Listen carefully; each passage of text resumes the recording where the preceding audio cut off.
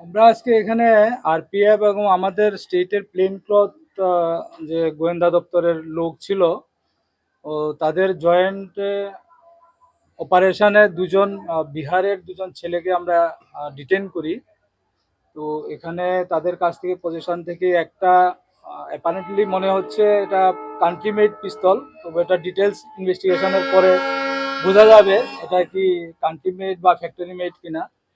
আর 100 বোতল ফ্যান্সিডিল আমরা পেয়েছি। ফ্যান্সিডিল মতলব কফ সিরাপ, এটা কফ সিরাপ আমরা পেয়েছি তাদের। আর দুইটা লাইভ রাউন্ডও ছিল ওই ওই পিস্তলের মধ্যে ব্যবহার হয় এরকম দুইটা রাউন্ড ছিল। এখন ফার্দার ইনভেস্টিগেশন যবে হবে এফএসএল আমরা পাঠাবো।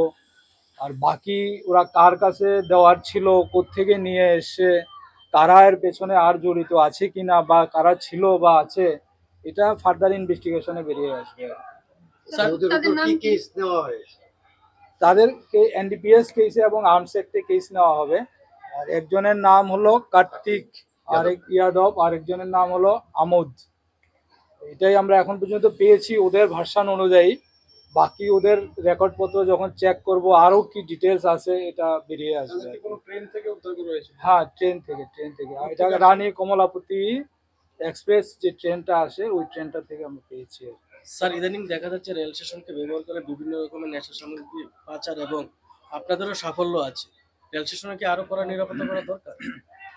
হ্যাঁ, আমরা তো অ্যাকচুয়ালি বললাম না, যেটা বললাম যে প্লেন ক্লথ আমাদের গোয়েন্দা দপ্তরের প্লেন ক্লথ স্টাফ এটার মধ্যে ছিল এবং আরপিএফ এর ছিল। তো আরপিএফ এর তারা তো ইউনিফর্মেও থাকে, প্লেন ক্লথেও থাকে কেউ কেউ হয়তো।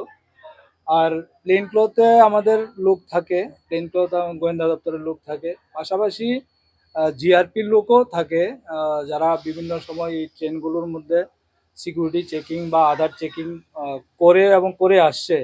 এই জন্যই তো এতগুলো সাকসেস আসছে, আদারওয়াইজ তো এর আগে তো ছিল না। তো এটাকে এখন অনেক বেশি স্ট্রেংথেন করা হয়েছে। এই জন্য আপনারা হয়তো দেখেছেন এর আগেও কয়েকবার ধরা পড়েছে।